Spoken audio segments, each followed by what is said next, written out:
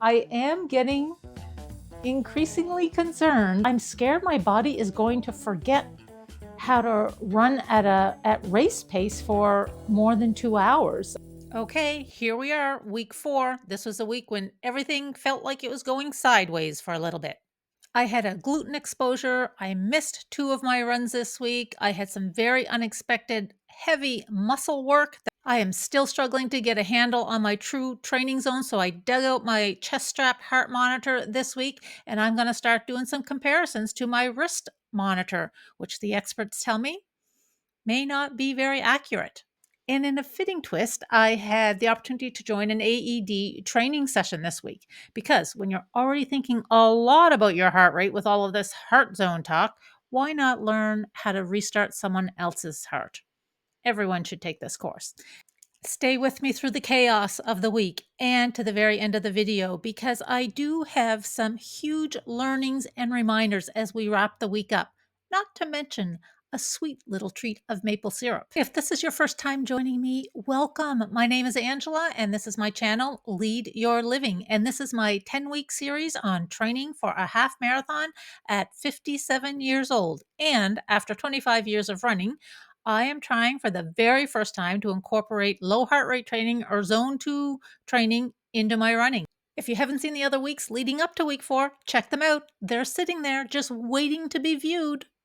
The week starts with training day number 22. The shuffle begins, and the gluten is simmering in the background. We were traveling, and I wasn't feeling great when we got back on Sunday, so I thought I'll just flip my long run day and my cross training day. And so day 22 started as a cross training day. It wasn't ideal, but it worked, and flexibility is kind of the name of the game right now. And speaking of being flexible, I'm about as flexible as the Tin Man. Yep. You will just have to trust me when I tell you that this week's cross training was 45 minutes of very slow and awkward yoga stretches. Let's move on to the long run.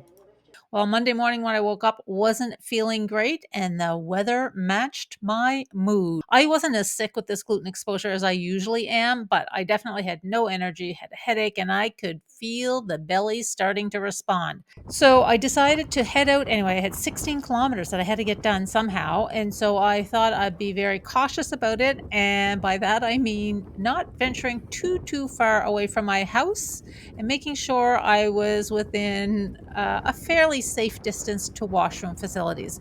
So I went out 2 or 3 kilometers, back a kilometer, out another kilometer. Anyway, it went like that for 16 kilometers.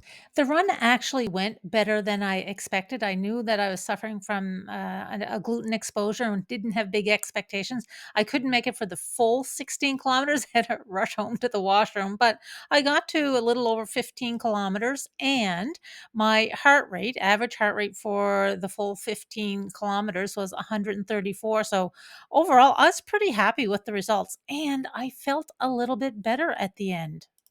I did a little skipping just to mix things up a little bit along the run. Actually feels good on my legs. Then a little chicken cheering squad came out to cheer me on.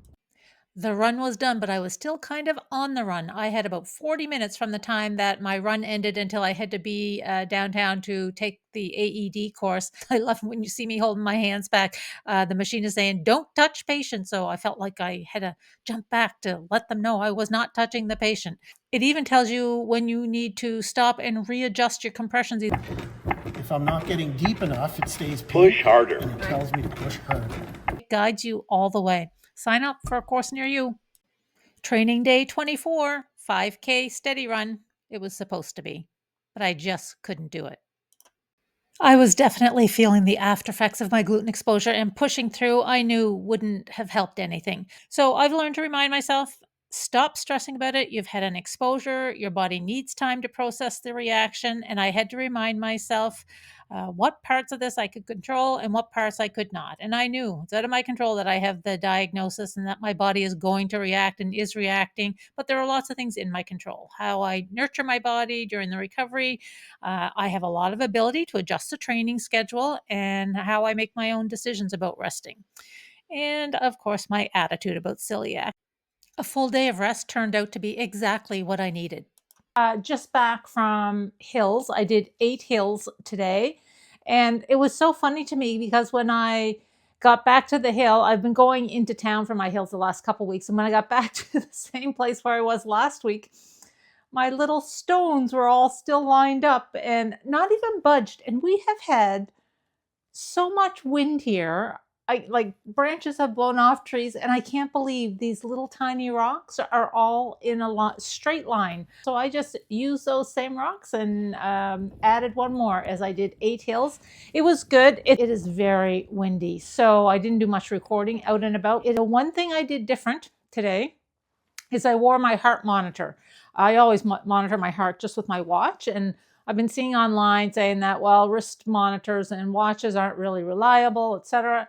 I'm not overly concerned about it being exact, but I think it is important to be consistent. And so if I'm using the same device every time, I think there's value in that. But just for a little quality check, I did wear my heart monitor today. So, is there a difference with chest strap versus wrist monitor?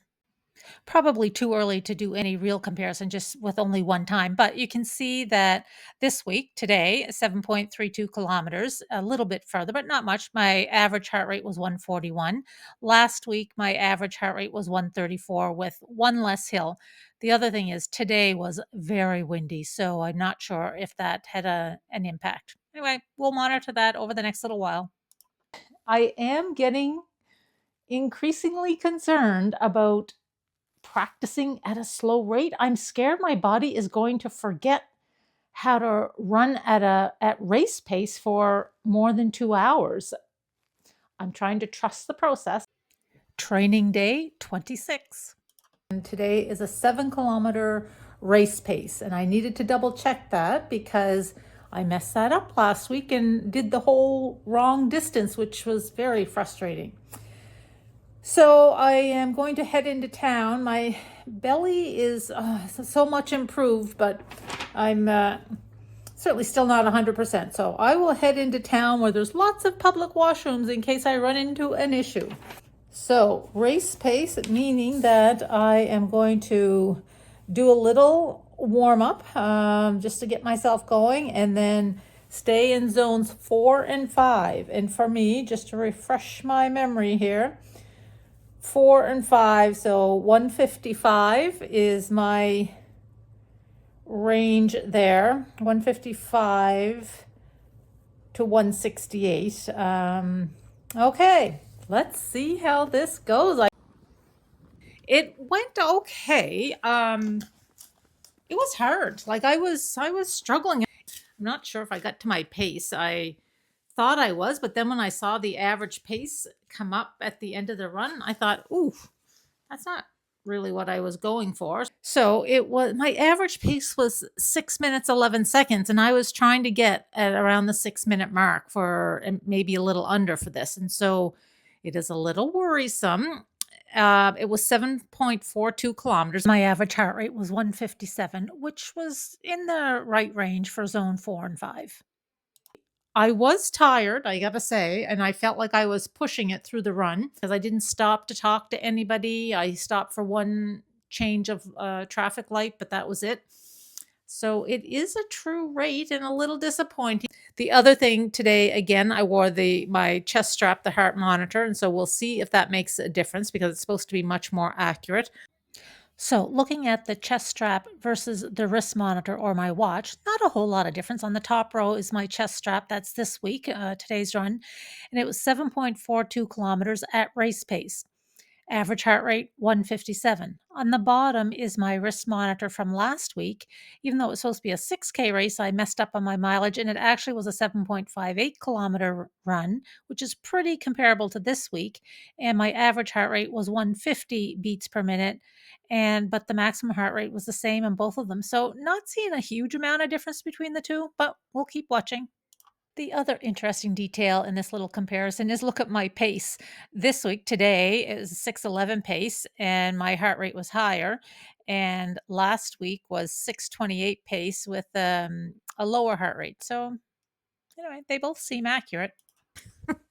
I'm not built like a runner. And so for me to run, I wear 2 sports bras plus a lycra shirt over that and then the rest of my layers. I got a lot of stuff going on. So I don't use the chest strap very often, but I think it is good to do it every once in a while just to check in to see if there's a difference in heart rate.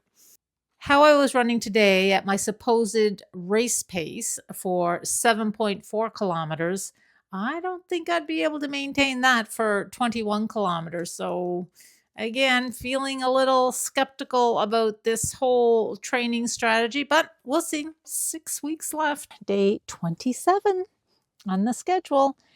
And it is an absolute beautiful day. Blue skies, a little light breeze, but it's warm. It's about +8, +9 degrees.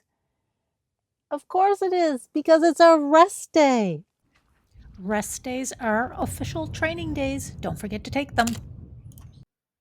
And the last training day of the week, day 28, was supposed to be my 5-kilometer slow run. Nope, didn't happen. But I can assure you, I was not just sitting around twiddling my thumbs. I was so sad we had to cut this tree down. And even sadder when I realized how intense the cleanup would be. This is not a running route, you see. That's the yard work, trying to clean up this tree. The first part of the yard work. But look at my heart rate. 116 beats per minute was the average heart rate. And then another 40 minutes a little later in the day. However, took some time to sit by the fire, have some tea, and just relax. I am starting to worry about my long run tomorrow after all this hard muscle work. Not all weeks are easy weeks. It was a little messy. It was a little shuffled. It was a little off schedule. But you know what? There were so many gems within the week. Always important to look for the bright spots. One of the best parts of the week had nothing to do with running. We had some great family time. We had a visit with my mom. We had a visit with my son and his beautiful fiancée and their sweet little fur baby. When we left their place, we got a taste of maple syrup to take home with us. They make their own maple syrup and they are getting pretty good at it. It is a lot of work. They did all the hard work. We just went up on 2 different occasions just to see how it all works. Stay tuned for a video on the maple syrup process. There were lots of reminders this week that meaningful connection and relationships are just as important for our health and happiness as hitting the roads and getting your miles in. Remember, this whole journey is not just about crossing the finish line. It is about living well, staying connected, finding joy, and leading your own living. That is the name of this channel, Lead Your Living. Stay tuned for next week. Week 5 will drop next Wednesday night at midnight. Oh, and also, Grammy, next time you come, I do love these headbands you made.